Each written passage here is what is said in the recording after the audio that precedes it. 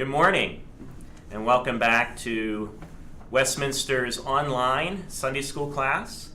We are going through Tim Keller's book, Walking with God Through Pain and Suffering. And if this is your first week, let me share a little bit about how we have been going week by week. We have invited in people each week, sometimes an individual or a couple, to share their story. Their unique story, personal story of pain and suffering, and then to connect their story with some of the themes that Dr. Keller is sharing in his book. Dr. Keller's book is divided into 3 sections, and all revolving around the theme of the fiery furnace, because the scriptures often talk about suffering as something like a fiery furnace. Filled with pain and torment. And so part 1 is Keller focusing just on understanding the furnace. Part 2 is focused on facing the furnace, and we are now in part 3, which is some more of the practical and devotional help of how do we walk with God in the fiery furnace. And last week we looked at that's exactly what God calls us to do, to walk with Him through our pain and suffering. He doesn't call us to run, even though that's what we want to do. We want to run through it and get it over as quickly as possible, but rather He calls us to walk. He also calls us not to just sit down and give up, but to continue to walk day by day with Him, as well as to give space to grieve and weep. And the scriptures give us a lot of space to weep. And so last week we talked about walking and weeping. And this week, we're going to be talking about trusting and praying. And to connect those dots for us, I've invited some friends. Many of you know the Williams. They have been going to Westminster here for many years, Todd and Amy Williams. And they're coming to share a little bit about their story and how God has been using it to teach them to rely on Him through prayer and to trust Him. So welcome. Thank you. Thanks for coming. Even though most of the people in our church know you, we have a lot of people tuning in who aren't from our church. Mm-hmm. So tell us just a little bit about your family and how long you've been married. Okay. Start. We have been married, it'll be 28 years this summer, right? 28? Mm-hmm. We were high school sweethearts. We started dating when we were 16. Not that I recommend it, but we did. Which at the time seemed like that was fine, but now as a parent, it seems young. It's a little young. But we've been married 28 years. We've been in the church 24 years. And we went through the new members class when she was pregnant with Bella. Our second, we have 5 girls. They are now 25, 23, almost 21, and we have twins that are 17. Great. And they've all grown up here. Great.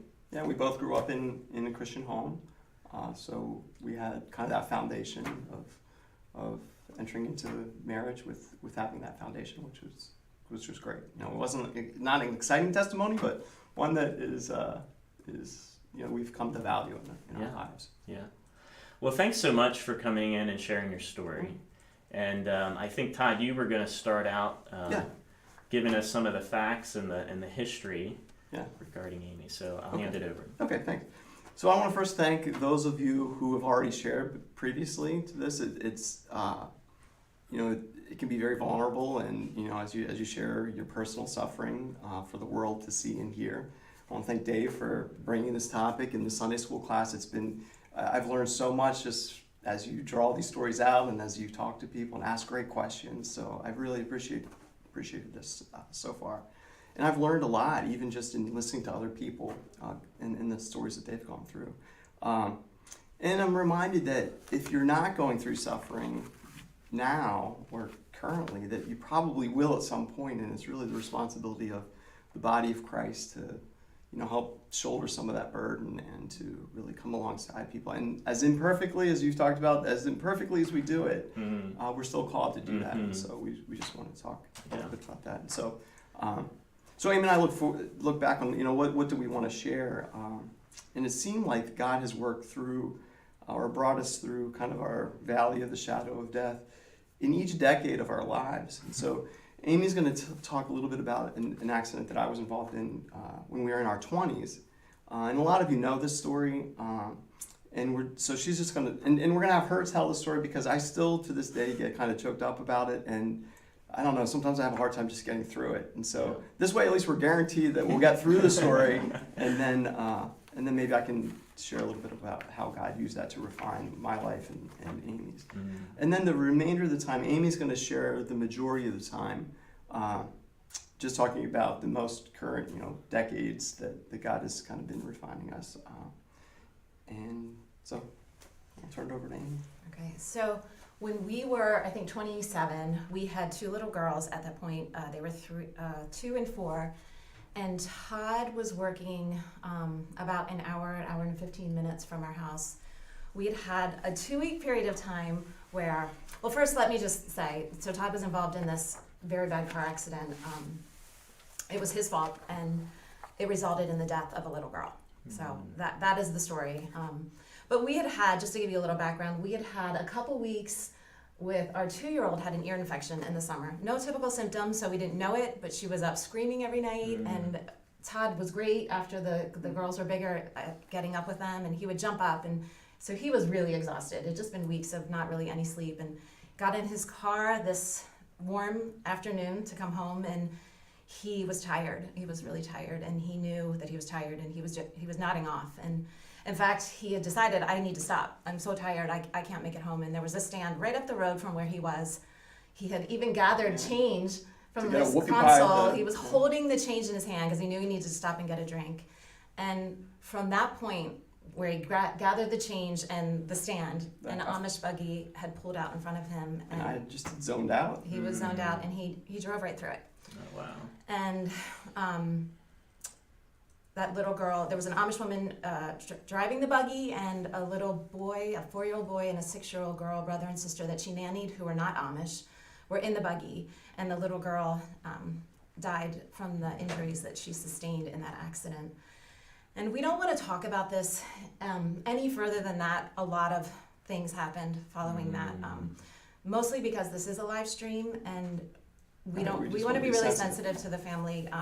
This was a hard time for us, but it in no way compares to what this family lost, and we don't at all want it to seem like it was our suffering. It was really their loss and their sorrow and their suffering, and we think about them every day. We still pray for them every day. It was 22 years ago. It's very much a part of our life, but we mention it because it had a huge impact on who we were and our faith, and going forward for other difficulties that God was going to bring into our lives that we didn't know about then. But Todd wanted to say a few things about it. So, leading up to that accident, God had blessed us in so many ways. Like Amy had mentioned, I married my high school sweetheart. It was my first real job. Kind of this commute was my first real job, and it was a great company. I loved working for them. And we just purchased our first home, and we were starting our family. We had 2 young children at home that we adored, and I recognized those as blessings from God. But what I found was that I was very content to receive those blessings from God without cultivating maybe a deeper relationship with Him. And so I always think when Satan approached the Lord in the story of Job, and God said, have you considered my servant Job? And Satan's accusation against Job was like, well, that's because you've blessed him in so many ways, and if you were to remove your hand, like, what would happen to his faith? And I feel really like if Satan made that accusation back, in my 20s, I would have been guilty as charged. Like, I did receive those blessings from him without that. And so really, I think one of the big things that happened after that accident, and the horrific events that happened in the aftermath of that accident, was that God really broke those chains of the things of this world that held me so tightly. And they were good things, they were blessings from him, but just kind of shook that. And I felt like I no longer held on to those things as tightly, and I really sought to have a relationship with God as the creator of those and the giver of those blessings. And then the other unique thing that is unique maybe to this tragedy or this accident was that, I was responsible for the suffering of somebody else or the deep loss of somebody else. And, Amy mentioned, we think of her a lot. I mean, she crosses my mind, almost every day. And so, hopefully I get through this. So, anyway, You can do it. my personality is one that I like to resolve conflict. And if there's like a off relationship, I like to resolve that quickly. And I felt like I was kind of doing this with this family. And, we were fairly young members of the church, so we were, a year and a half or 2 years into our coming to this church. And the church body was so great. And as I talked through some of this stuff with Pastor Light, I'm so thankful for him, his ministry here. He's just a wise man, and I think we're just so grateful to have him. But I remember him saying to me, he said, Todd, you're not part of their circle of comfort. Well, Todd wanted to reach out to them. He felt the need to let them know that I'm not just this young punk that doesn't care. I fell asleep, I killed your daughter, and I don't care. Right. Like, it was very much heavy on our hearts 24/7 for years and years, and still to this day. And he felt the need to let them know that we cared. So, and he said, you're not in their circle of comfort, and that might feel great to you, but it doesn't really do anything to help alleviate or comfort them. And I that really struck me to the core because I knew he was right, and so that was the other thing, that it was really recognition that we live in a broken world, and a lot of those broken relationships aren't going to be solved this side of heaven. And so that was the other thing, is this: I longed all the more for eternity in heaven someday. That Romans. So in one of my favorite passages of Romans 8, that passage that talks about the creation groaning under the fall, and that it wants to be restored and renewed, and that really just it resonates with me now, and I understand that passage so much more. And so those were just some of the things that and we don't want to minimize the suffering of somebody else through that, but we've wrestled through this. So.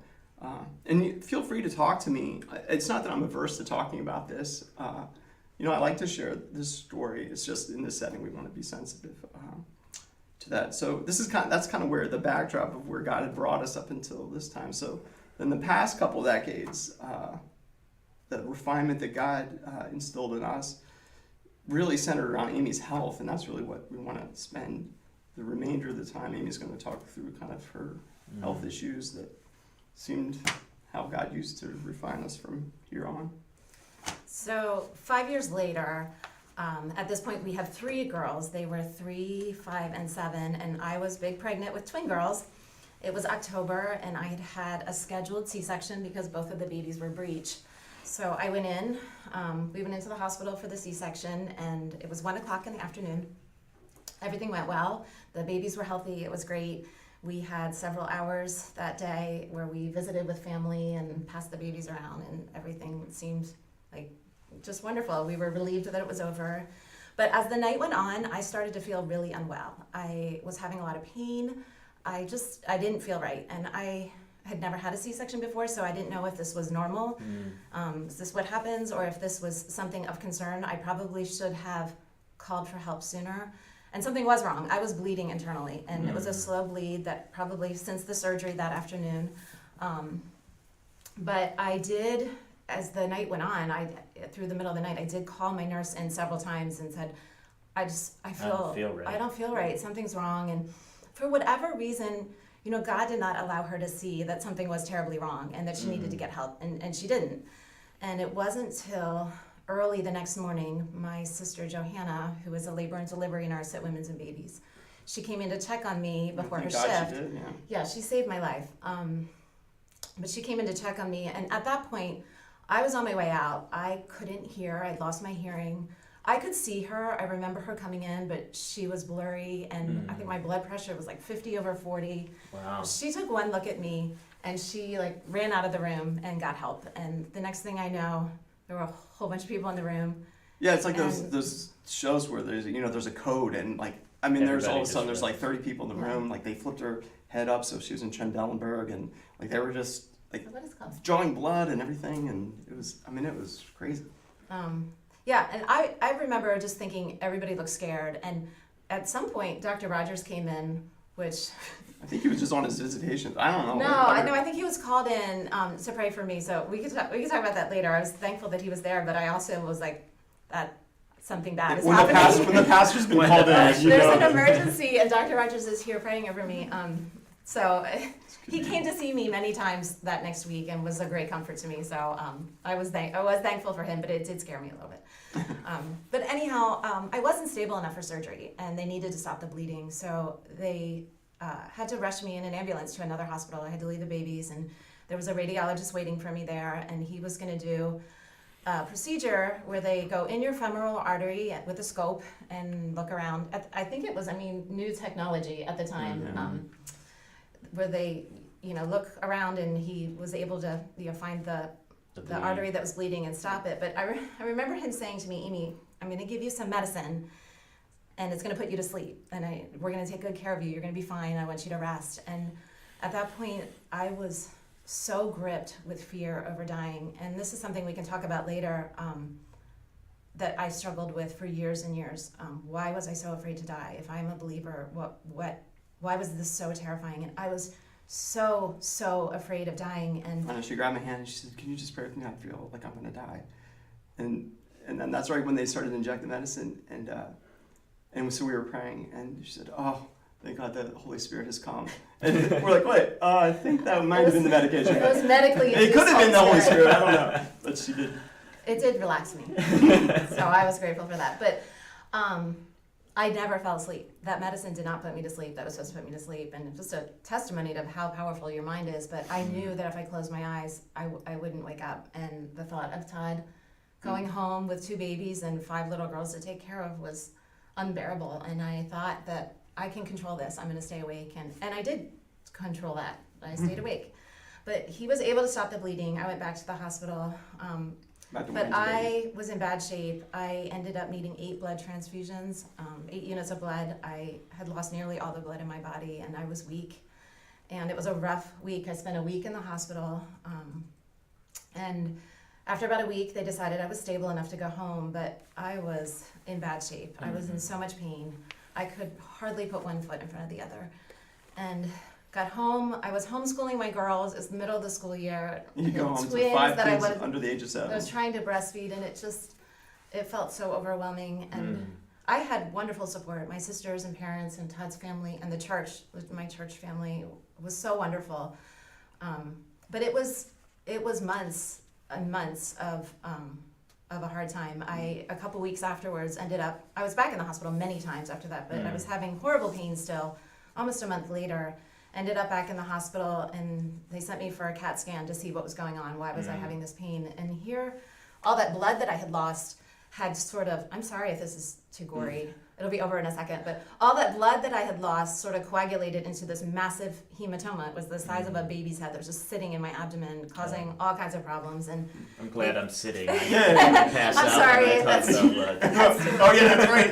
Oh, I'm sorry. No, we're fine. I'm sitting. I'll just have a drink of water here. We're okay. Oh, that would be awful if I made you pass out. Like, that was not something I was worried about, of all the things I'm worried about today. But anyhow, they gave me the option of having it surgically removed or just, living with it and letting my body absorb it eventually. And I had already decided there's no way I will ever have surgery again in my life. And so I went home, and it did take about 6 months, and it was just hard. But, eventually you have to live your life, and you can't expect lots of support forever. So we went on, and I recovered physically for the most part, but I didn't recover emotionally. And I had this new fear and anxiety that was horrible. And I had never been a fearful or anxious person before. It was a new thing for me. And I kept waiting for it to go away, and it didn't. It never went away. It never, ever. I still have it. Never went away. And I don't know. I felt like I didn't even know who I was anymore. I just was terrified.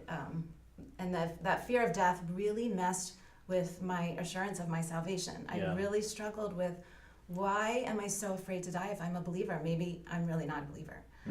And I've had Dr. Rogers help me through that. My father had a lot of conversations with me about that, and that have been really helpful. And I can say today that through all we've been through, that I don't struggle with that anymore.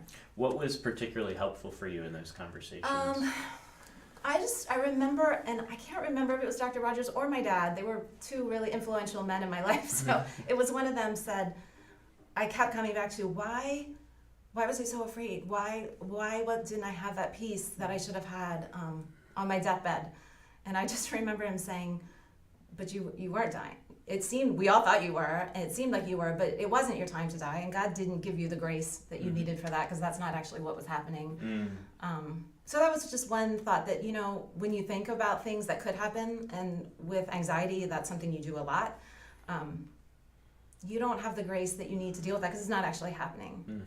And just realizing that, you know, I don't have the grace to deal with my fears. My fears are my fears, and but I do have the grace to deal with what's in front of me today. Yeah. And God has shown me that over and over and over, and just changing my perspective on that was really helpful. And also, He really has shown me His love in so many ways. Like, you know, how I can doubt that I'm His child when I really look at so many ways that He's provided for me and loved me. And answered prayer. Answered prayer. And it's just easy when you're in the middle of struggling with something. It's so hard sometimes to see anything but what you're struggling with. But, Well, and it too, as I'm listening to your story, it reminds me of how thankful I am that my salvation doesn't depend on the strength of my faith and the purity of my faith. It depends on what Christ has done. oh, praise God, You know, right. and I feel like sometimes I weigh my salvation with, well, how pure is my faith? How strong is it? But Jesus said, faith the size of a mustard seed. It's not the size, you know, it's the direction of our faith. And that faith is strewn through with impurities because God knows our weaknesses. And that's why Jesus needed to come. I mean, if we could have the faith, then we wouldn't have... Well, and realizing that that's faith in your own righteousness. That's not faith in God. Or it's faith in your faith rather Yeah. than faith in the Lord. Which, I mean, faith in what we do is always going to Yeah. not feel stable. Yeah. Well, and, you know, one of the things that I've actually gotten feedback from different people who've been watching over the weeks is that they have been reading through Keller's book and have felt like Keller doesn't address the unique suffering of physical pain and loss like C.S. Lewis has. Right. He often is focused on psychological loss, relational loss, things like that. But the actual physical pain Right. It's and not really suffering in there. is not something he focuses on. And when we look at, you know, Job's story, and he actually talks about it in this chapter. I want to read it. It says here on page 275 that in chapter 1, he says that Satan can take away Job's things, but not touch his body. While in the second chapter, he allows Satan to send Job painful diseases, but not take his life. And modern readers cringe at God's granting these to Satan, but again, we must not miss the main point of this narrative. It conveys vividly, you know, the asymmetrical relationship between God and evil. And he goes on, and he talks about how when God took away his things and his blessings, Job responded, "The Lord gives and the Lord takes away. Blessed be the name of the Lord." But when he attacks his body, he says, "I'd rather die." Like, this is so painful. Please take my life. It's hard to even think straight when you're, you know, when you're in pain. You can't even think straight, you know, when you're weak. And, you know, you mentioned you're losing blood. You couldn't see, you couldn't hear. Right. You know, you can't think. That, you know, and I don't mean to say it's a greater suffering. I'm just saying it's different and it's significant. And so that's why I'm glad that you're here, because you're able to give voice to that. And I've heard a couple people say, I wish Keller would give a little bit more voice to this. And I guess, I mean, the book is so good in the things it does cover. You know, I think it would be hard to cover everything. So I can see why, because Tim Keller himself has certainly been through Sure. physical That's right. physical pain and challenges and illnesses. But so, well, and to go on with our story, which deals with what's more of a chronic illness, I did recover from that. Yeah. But then 10 years later, at this point, life was busy. Our oldest was a senior in high school. We were looking at colleges. My twins were 10, and we were still homeschooling. I had gone for a hike with my younger 3 girls, and about 3 days later, Todd found a tick on the back of my neck. And it had been Just there crawling for 3 around, yeah. days. It was done. It was in and out. And Lyme disease was not something that was on my radar. I didn't think anything of it. I didn't worry about it. But about a month later, I woke up and I had swollen knees, and I could hardly walk. I could hardly walk up and down the stairs. I felt fine. I was not sick. But for 2 weeks, I had this horrible pain in my knees. And again, I still wasn't thinking about it, and I should have been, but I just wasn't. And then about a month later, I woke up with, that went away, and I was fine. I woke up, though, about a month later with the worst headache of my life, and it didn't go away for a year. And it was debilitating, and the pain went down into my neck and my spine, and I was horribly ill. I had a fever, and I don't it's think like meningitis. I mean, she was really lethargic, and it was. Well, it later, really sucked her, a yeah. Lyme specialist that I saw did call it. He said we call it Lyme meningitis. It was awful. I don't think I lifted my head off a pillow for weeks. I don't know what happened in those weeks. I don't know how my kids ate. I don't even know what they did in that time. But at that point we were thinking that, oh, this might be Lyme disease, and I was tested, but it was negative. If you know anything about Lyme disease, early intervention is key to a cure. Yeah. But it was negative, and a few weeks later it was still negative. So I never got the treatment that I needed for that. And I was so sick for months and months and months. I don't even remember it. I went missing in action. I missed everything. If I was somewhere, I don't know how I got there. I don't know how I got home. I didn't remember it. It was awful. And that went on for about 8 months until Todd said, this is crazy. We need to find out what's wrong with you. And he found a Lyme specialist about an hour and a half from our house, and he took me there. And that doctor took one look at me and said, you definitely have Lyme disease, but I'm going to retest you just to be sure. And I did. It came back positive then. And he started me on a treatment, a really intense treatment. It was high-dose antibiotics and IV treatments. He thought it would take about a year It's a long therapy. to get on top of my symptoms since I had had it for so long. So I started that treatment, and But it gave us some hope. I mean, it's like at Right. least somebody I was happy. diagnosed it, and Yeah, it's so difficult when you Yeah. don't know what's going on because you Right. don't know the Right. problem. You can't fix Right. it. You're It like, okay, was. this It is was gonna such fix a it. sense of relief, and it did give a lot of hope to finally know and not feel like I was crazy. I mean, I was starting to feel like, we couldn't find anything wrong, but something was definitely wrong. But I started this treatment, and the treatment itself was rough. And there were days where I thought, I don't know what's worse, the treatment or the disease. I don't know if it's worth it. And it was just hard. And I was in that treatment for about 5 months when my body really started to not accept it anymore. And I was having pain in the area of my spleen, and the doctor thought it was enlarged. And he said, I feel like we need to get this checked out. So he sent me for a PET scan to look at my spleen. And a couple days later, he called me after that scan and said, Amy, they found a mass in your abdomen, and it's in your lower abdomen, and we need another test to take a closer look at it.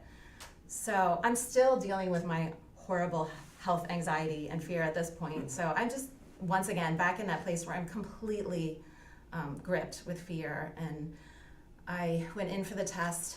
Well, even just going back to get the testing, it just brought all those emotions back. I just remember I had to go walking back to into the same hospital. Yeah. just feeling overwhelmed with the emotion of just walking through the doors. Well, one of the things that I'm hearing in your story is it's not just one trauma. I mean, you have the trauma of Todd's accident, which doesn't just weigh heavily on Todd, it weighs on you. And then you have the trauma of, losing all this blood, and now the trauma of the Lyme's disease. And when traumas build up like that, it becomes increasingly difficult to rebound. It does. And I hadn't gotten to a place in my relationship with God, which seems like I should have after what we've been through, but I still wasn't where I needed to be to really accept what was going on, to not be fearful, I just was still so, we can talk about this when I'm done with this, but you know, it can be a really consuming, selfish place to have chronic illness, and that's where I was. I couldn't think about anything other than what I was feeling and trying to get through every day. Yeah. But you know, 2 days later, I'm back in the doctor's office, the same surgeon who did my C-section, and she says, she's reading my radiologist report from my second test, and she says, Amy, you have a tumor on your left ovary the size of an avocado, and it needs to come out. And I just started weeping. I was so sick. I was so ill at that point, and I told her, I said, I don't think I'll survive surgery. I can't recover. I'm too weak. I know what this is like. I can't do it. And she said, well, I can't tell you that this isn't cancer. It needs to come out, and I want to take it out tomorrow. She looked very concerned. She wanted to take it out the next day. So, which, you know, the urgency of it was terrifying, but it was really a blessing that it was tomorrow. It didn't give me a lot of time to think about it. But so I did. I had surgery the next day. Todd and my mom went in with me, and we went. I don't know. It was a long surgery. I remember Yeah, it was like an hour. halfway and a through half. my surgery. I was thinking, they should be done soon, and we saw the surgeon like zip down the hallway, and we're like, all right, so she must be in recovery, but then she never came out to talk to us, and it was like an hour and a half later. Like, what is happening? So I wake up in recovery, and the surgeon is there waiting for me to wake up, and I open my eyes, and she's standing above me, and she's like, good news, there is no tumor, your ovaries are fine. And here the radiologist had misread my films. So And I did not have a tumor. I did not need surgery. So she left surgery like while she was still open, just to review the films again, and that's why we had seen her, because she was Confused. Anyway. Well, not she wasn't confused, but she wanted to Right. make sure she was checking, the right place and everything. So, of course, I was really thankful not to have a tumor. We were so thankful that I didn't have cancer. But if you've ever had abdominal surgery, it's no picnic. Right. And I had to recover from surgery. Yeah. And I, at that point, I was so despondent. I felt like every time I tried to stand up, God would kick me down. That's how it felt. I felt like I couldn't get up and plant 2 feet on the ground and function and just even do daily basic things. Everything was hard. And that was a low point for me. A very low point. And it was also a turning point, though. It was also definitely a turning point where I realized I can't continue the way I am, and I'm not getting better, and God's not healing me. Things are not getting easier. You know, something needs to change, and what needed to change was me, and my perspective, and my expectations, and my focus, which was very much about me and my illness. And which doesn't seem like a bad thing. You know, it seems like that's a normal thing. And it is a normal thing, but just because something's normal doesn't mean it's okay. And God really wanted to, he was, you know, drawing me near to him. He wanted me to. When you were in your darkest places here, it sounds like for you, was it more anger with the Lord? Was it fear? Was it a combination of both? I would say that I never felt angry. Maybe I actually was. You know, I felt angry with the situation and frustrated. I never felt like I was angry with God, but maybe that was me being angry with God. I often think, you know, maybe I just justified it because I have the head knowledge of everything I should believe and everything I should feel and everything I should do. I've grown up with that. It's all there.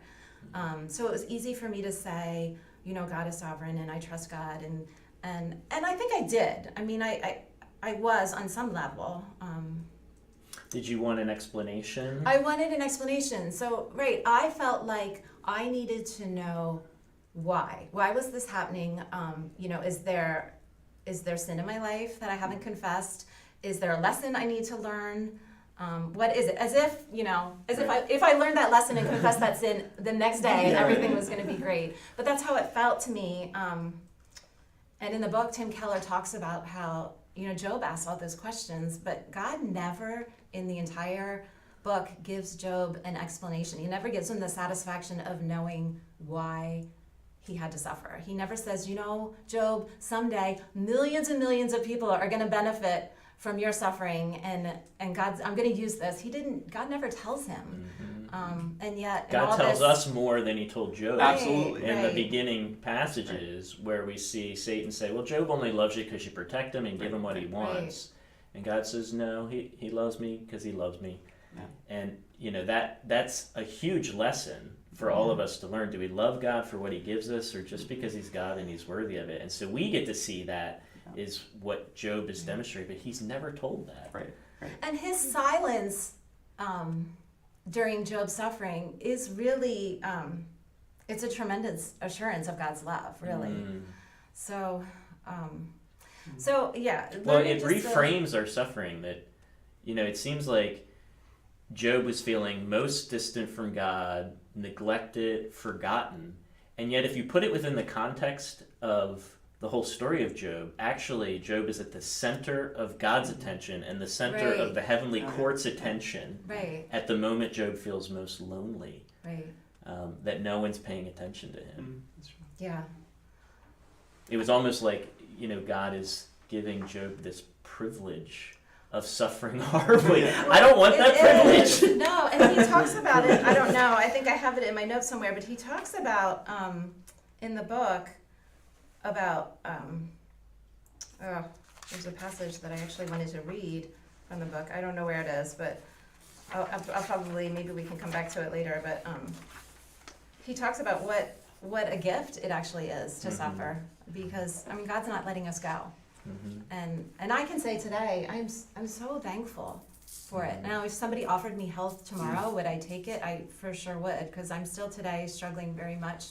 I never did go back to any treatments. I quit my treatments. I never went back. And that initial treatment, that 5 months, was helpful. I don't deal with a lot of the severe symptoms that I had then, but I still have many, and they're hard. And every day is still, I wake up every morning and I think, I can't get out of bed today.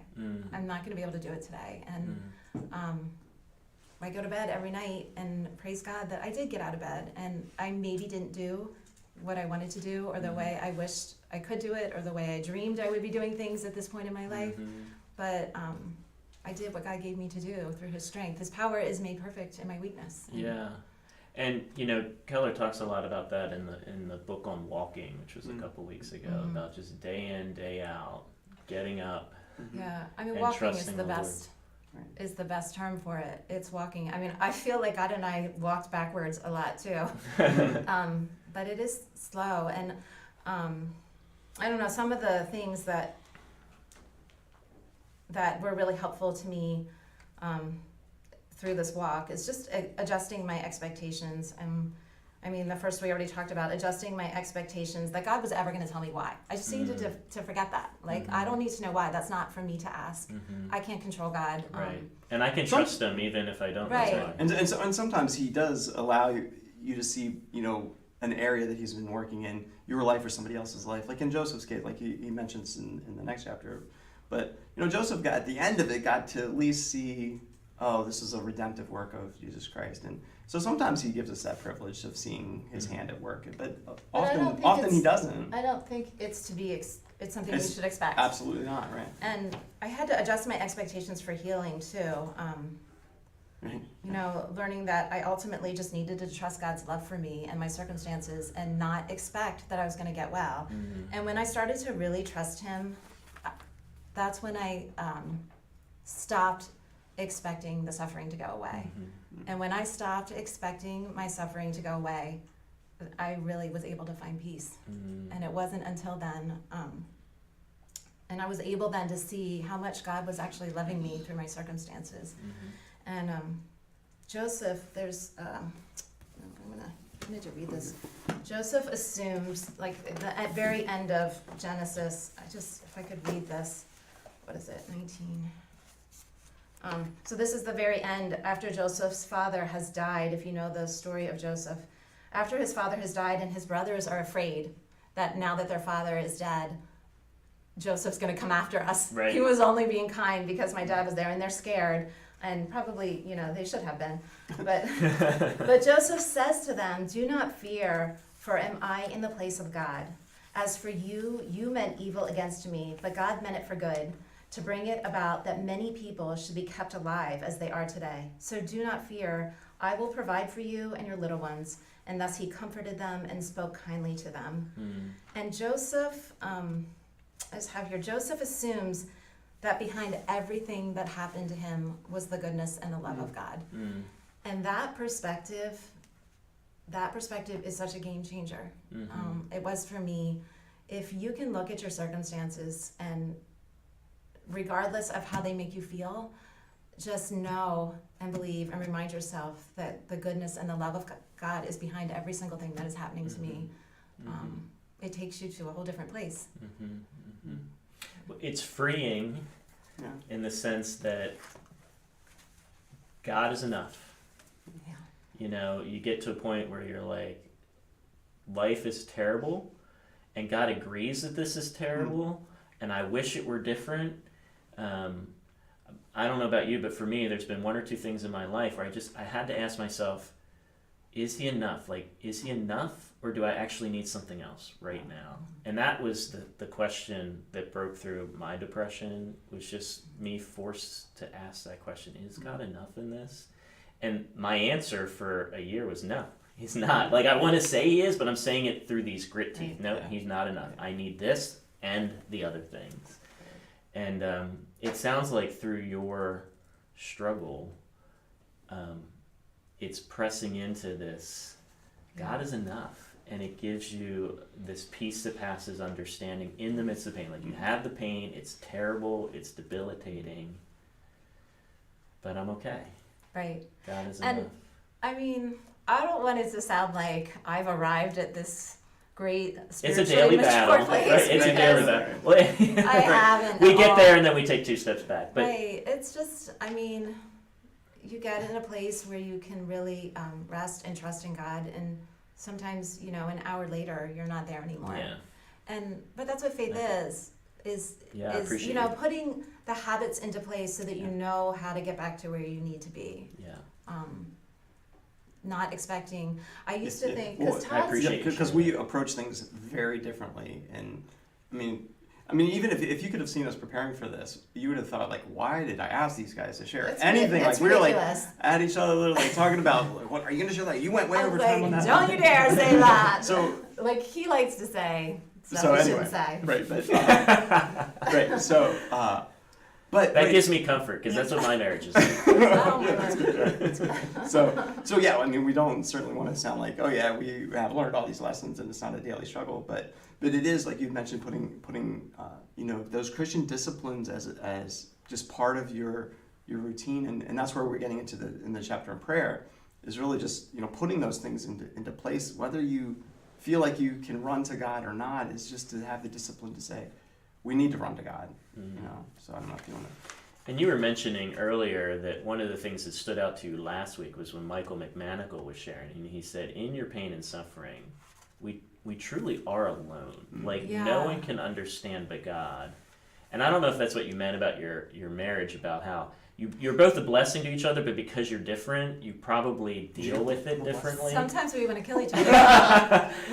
And that's both a blessing that Yeah. you deal with it differently, but it's also a struggle. Yeah. Well, it is. I mean, that really spoke to me when Michael said that, because it is. You're suffering, you're ultimately alone. I mean, Todd is with me, and I put a lot of pressure on him to understand and be sensitive, because he's with me all the time. If he can't understand me, who else can possibly understand me? And Right. but he really can't. He's not living in my body, and as many times as I've willed it for him to be able to live in my body for a week, Yeah, right. I actually, If you only could live in my I body. mean, I actually do think it would be helpful if we could do a little switch for, like, I don't know, even a day. Yeah. But we can't do that, and you are ultimately alone. And you know, that's the last thing on my list, is that I needed to adjust my expectation of other people. Proverbs 14:10 says, each heart knows its own bitterness, and no one else can share its joy. I mean, we're told that you're going to be alone in your suffering, basically. But I desperately felt that I wanted to be understood. That was something I held on to. I wanted people to understand and believe me, because I felt, I mean, a lot of it was just pride issues. I felt like people didn't understand when I missed a lot of church, or when I couldn't be in the nursery anymore because, I used to have all this terrible pain in my wrist, and I couldn't actually hold a baby, Mm. and things like that, things that you're not going to tell everybody, but I just wanted to be understood. And the thing with chronic illness, especially this kind of chronic illness, when you, like, from all outward appearance, you wouldn't say, "Oh, she's really suffering," and so you kind of, people think, well, you seem fine, so you are fine, right? I started to feel like time was going on, and I should be well, and people expect you to get well, and I wasn't, and I just wanted to scream sometimes, like, I'm still trapped in this body. I might look fine to you, but I'm not fine. Nothing's fine, and just So feeling. what did you do with that? Not feeling like people could understand. Where did you go with that? Well, God just really convicted me that when you can't control other people, so I don't even want to talk about what people could have done differently, because so many people have been wonderful to me, but that should never be the focus. You can't control what other people do. I can only control me and my heart and my thoughts, and I just had to stop expecting that people would understand, and ultimately only God understands, and God wants me to only expect my comfort to come from Him. That's a horrible pressure that I put on Todd and others and my daughters to understand, and they can't. But I mean, that's God working in us to be empathetic and to come alongside to help share that as well. And if God isn't my true comfort and my joy, then my faith is very much misplaced. And God just showed that to me, that it's, you so badly want people to show grace to you, but I needed to show grace to others who can't possibly know. It's impossible. And that's not where my joy and satisfaction needs to be coming from. Is from what I get from other people, what I get from Todd. And Todd's great. Let me just say, Todd, I told you this, Todd brings me coffee every single morning of my life in bed. Mornings are very hard for me, and he's so dear and sensitive to my needs. So I don't mean to sound like I was like Todd's not. No, I really appreciate what you guys are saying, because I think anyone who's been through suffering is listening to you going, they're not lying. They're not covering things over. They are being authentic and true. Because I hear you saying both ends. You're saying, yes, Todd could comfort me. Yes, he's a great husband. Yes, he's there for me. He's not God. But That's for sure. I'm still feeling misunderstood, and I still know there's things that I have to suffer in alone. And both are true. Right. And I remember one day thinking, what would somebody need to do for me to feel better, like emotionally? And I couldn't think of anything. There literally is nothing anybody could have done. Yeah. So it's nobody else's fault that I was where I was. I was where I was because that's where God wanted me. I wonder I couldn't live up to that standard. It's impossible. You needed to try harder.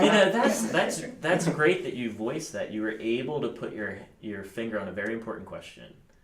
Yeah. That sounded like it pointed you in a different Right. direction, which is, what could he do to make me feel better? And when the answer is nothing. But I did want him to keep trying, if I'm honest.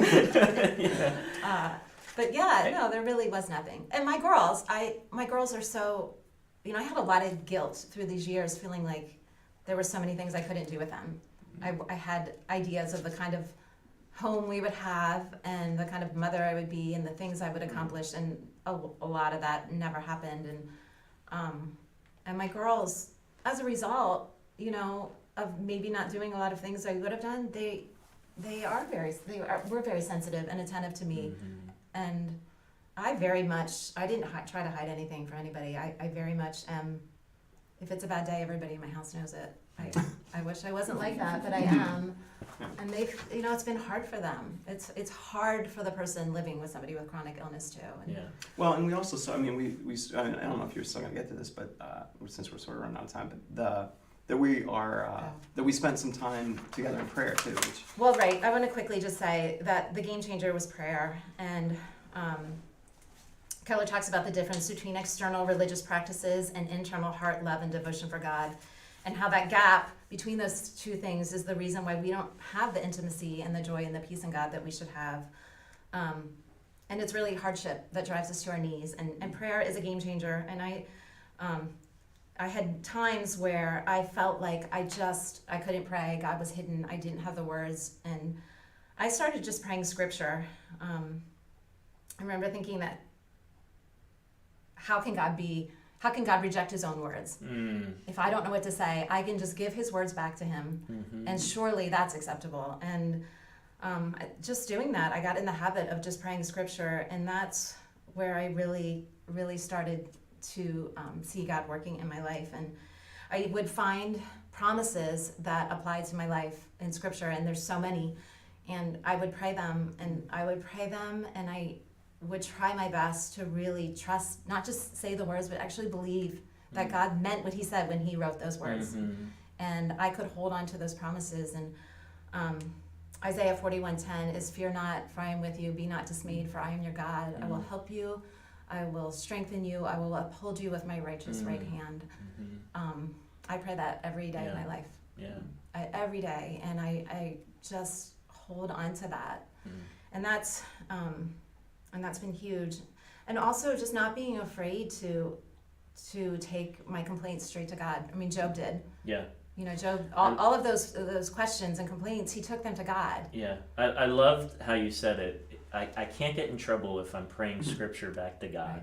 Right. Because if we're honest, the way we want to pray, we're like, this is going to get me in trouble if I really tell God what I think. Yeah. But then you read these scriptures, and they're telling God what they think, and they're like, whoa, you know, Right. I guess I can pray this, right? You can pray the Psalms. I pray the Psalms a lot. Yeah, that's such a powerful encouragement. Um, Let me move us to some questions that are coming in. The screen, the number at the bottom of your screen, you can text in your questions, but we have some coming in already, and I wanted to give people the opportunity to ask them. So this is for Todd. Todd, when you learned you weren't in the, quote, circle of comfort of the family of the little girl and all the limitations that placed on you, how did that affect you going through future suffering with and around other people? And how would Christians approach similar types of suffering? That's a great question. That's from Peter Aker. Yeah. So, and then I think, Dr. Zlate, at that time when he gave me that advice was, at that time, so I'm not sure that, you should ever say those things can't ever be resolved with a family. In fact, when I was going through that, there were two people that were involved in similar accidents that, as you talk about, sharing with one another suffering, they came to me and said, "Hey, this happened to me. It was a similar situation." And the one guy encouraged me that he was able to, that family embraced him and they had a great relationship from there. And although that didn't happen, in my situation, that was still an encouragement to me that things can be made right at some point. But and Todd really had such a grasp as a result of this accident on God's sovereignty. Yeah, I never really was ever angry at God. No, and he really just was able to trust God that it wasn't an accident, that God actually drove him through that Amish buggy. People make mistakes, but God doesn't, and he really. In fact, that's actually something that we struggled with too, because I did not have that grasp on God's sovereignty, and I think I shared with you when we talked earlier about us praying, because that was the other thing, we started praying together. That was huge for us, and it was not a comfortable place for us praying together. Not that we never prayed together before, but really consistently coming before God in prayer. And I used to get really annoyed with his prayers because he's so trusting in God. He would, just pray, God, your will be done. Like, I'd be sick and You'd interrupt me and say, "Can you just pray that that he would heal me?" I just remember once stopping and being like, time out of this prayer right now. Like, can you just pray that God will heal me and instead of God's will be done? I just wanted to, but Todd has such a concrete grasp on God's sovereignty that he, even with that unresolved issue with the accident, he's been able to really just trust what God's doing and whether it's in my life or in that family's life or whatever. So I guess to get back to Peter's question is just really to just pray with them or bring that before God in prayer and watch how look for God's hand at work in those circumstances and go from there. I don't know if that answers this question or not, but that's really helpful. Amy, you had mentioned earlier, we have another question that came in. Someone texted in anonymously. No, it's Peter Aker. Oh, it's Peter again. Okay, so you had mentioned how God's silence became an assurance of his love. What did you mean by that, or how did you see that? Okay, I don't actually remember. How is God's saying silence an assurance of his love? We were Well, talking we're about talking- Job. how Right. Job- Well, and even in this, he talks about Joseph a little bit in that where you might say, well, God was pretty silent in Joseph's life, through all that. And yet there's in like I think chapter 39 is like the Lord was with him, the Lord prospered his way. He says like 10 times in that chapter. So I don't know if that. We totally just answered each other's questions. Yeah, no, that's okay. I Probably not the way you I- wanted it answered though. No, I know it's fine. I just during that time where I felt like I didn't know where God was, it was just a time of me. I guess realizing it was all about changing my expectations for my life, and it was during that time where I just really wrestled with prayer. It was prayer. Prayer is everything. If I have one message today, is you can't have a relationship with God if you're not talking to Him, and you can have relations with anybody if you're not talking to them. And prayer is hard, and God's not physically here in front of us, but I couldn't go anywhere or do anything. I had so much time, and I know the Holy Spirit just really drew me to Him during that time. And I mean, I still struggle with all of this stuff. It's not, I'm hardly there.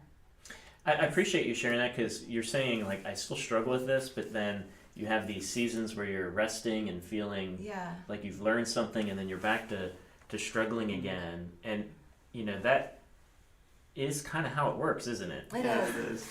Well, and I just remember feeling frustrated that I should have a stronger faith. And Todd seems like his faith is so much stronger than mine. It always has been, and feeling almost jealous of that.